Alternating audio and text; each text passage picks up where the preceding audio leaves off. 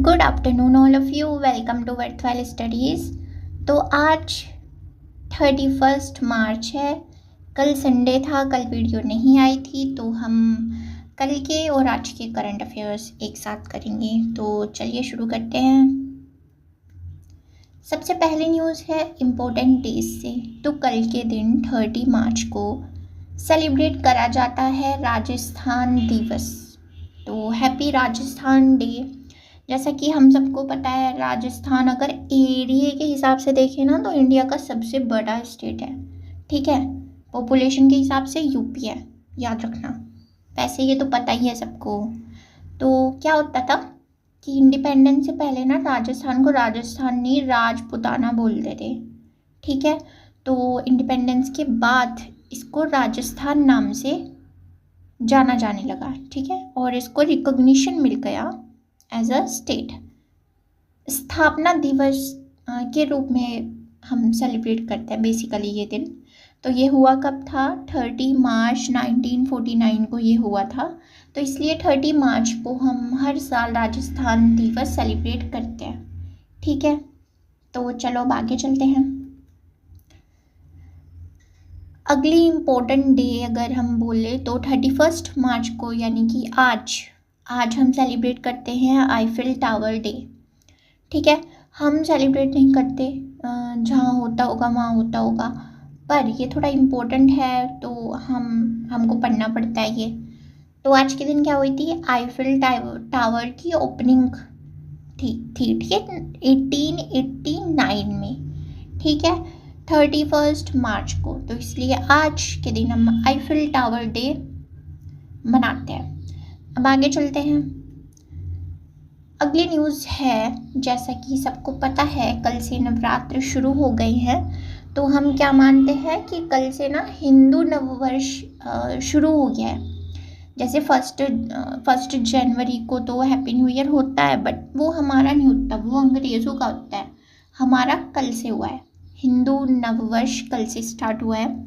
तो इस नववर्ष के मतलब मौके पे क्या होता है कि जो कंट्री के अलग अलग पार्ट्स हैं ना, वहाँ पे मतलब अलग अलग फेस्टिवल्स के रूप में ये मनाया जाता है। ठीक है, जैसे अगर भाई यूपी की बात करें तो हम तो नवरात्रि मनाते हैं, पूजा वगैरह करते हैं। ठीक है, और एक उगाड़ी भी बोलते हैं इसको। तो हैप्पी उगाड़ी मतलब कल थी ये। तो क्या होता है कि इसको बोलते हैं तेलुगु न्यू ईयर। ठीक है, और ये एक बहुत इम्पोर्टेंट फेस्टिवल है जो वहाँ के हिंदू सेलिब्रेट करते हैं बहुत ग्रेट चील के साथ, बहुत ऊर्जा के साथ। स्पेशली कहाँ पे होता है? आंध्र प्रदेश, तेलंगाना और कर्नाटका में। ठीक है, ऐसे ही मतलब अलग अलग जगह अलग अलग नाम से ये बोला जाता है। तो चलो आगे चलते हैं। अगली न्यूज़ है गुड़ी पड़वा। तो गुड़ी पड़वा क्या है कि ये मराठी न्यू ईयर हम इसको बोलते हैं, और ये मार्क करता है बिगनिंग किसकी? स्प्रिंग की, और कि नया साल आ गया है हिंदुओं के हिसाब से। ठीक है, तो ये महाराष्ट्र में सेलिब्रेट करा जाता है गुड़ी पड़वा। ठीक है, अब आगे चलते हैं। अगली न्यूज़ स्पोर्ट्स से है, तो चेस के बारे में है। तो जो निहाल सरीन है,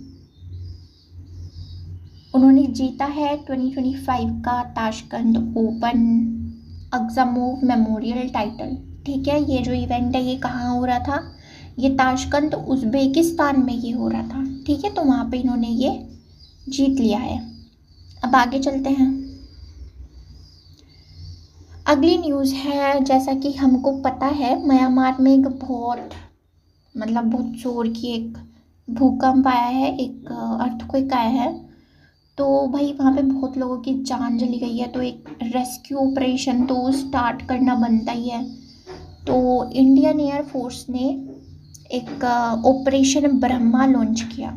ठीक है, operation Brahma Indian air force ने लॉन्च किया। किसको यूज़ करके? C-130J। ठीक है, एयरक्राफ्ट को C-130J एयरक्राफ्ट को यूज़ करके इन्होंने ये लॉन्च किया। और वहाँ पे ना इमरजेंसी असिस्टेंस प्रोवाइड कराई गई, क्योंकि बहुत डेडली एक अर्थक्वेक आया था। तो उसमें 2 नेवल शिप्स भी गई हैं उनको बचाने, और 40 टन्स की रिलीफ सप्लाईज वहाँ पे पहुँचाई गई। नेवल शिप्स कौन सी गई हैं? INS सतपुरा और INS सावित्री।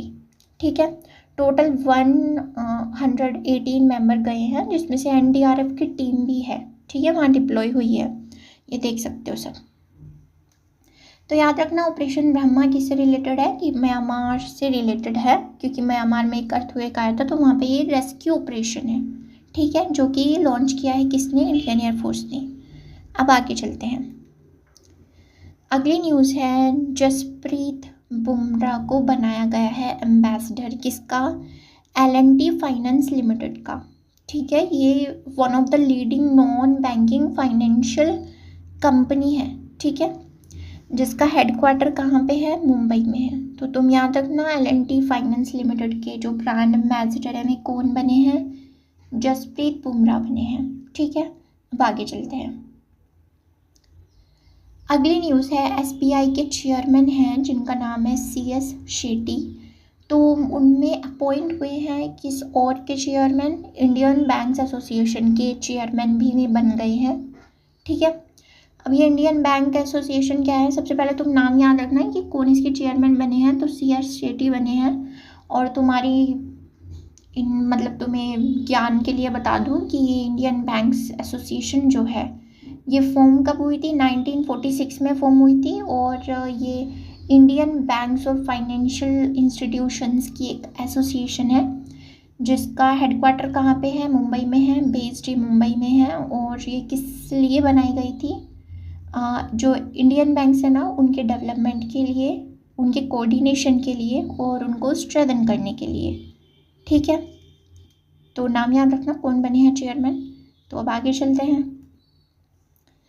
अगली न्यूज़ है मासाकी काशिवारा।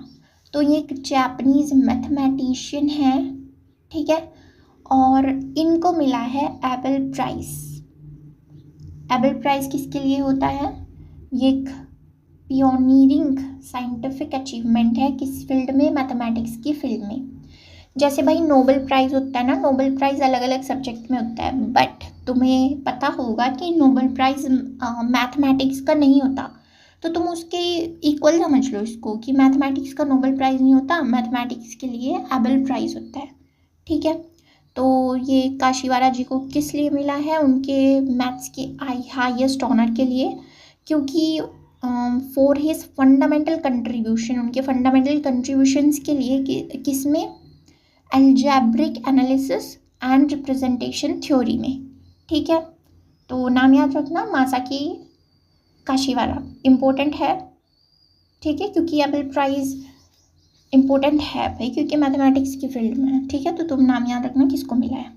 अब आगे चलते हैं।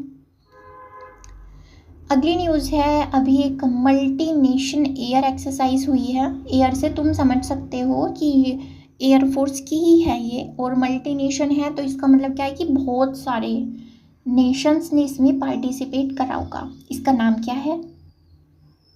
INIOCHOS, इनियोचोस। मतलब अगर हम इसको प्रनाउन करें तो ये बैठता है।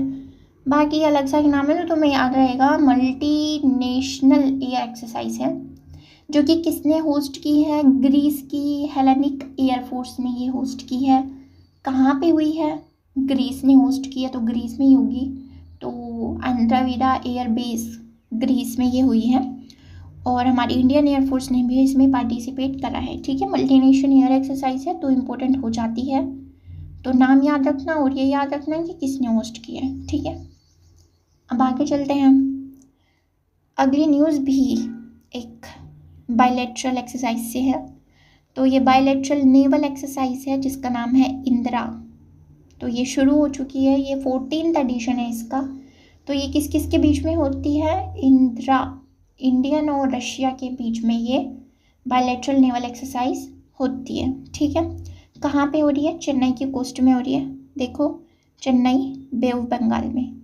ठीक है, याद रखना। So that was all. Thank you. Subscribe our YouTube channel Worthwhile Studies for daily current affair video, और हमारे टेलीग्राम चैनल को भी ज्वाइन कर लो इन वीडियोज़ के PDF के लिए।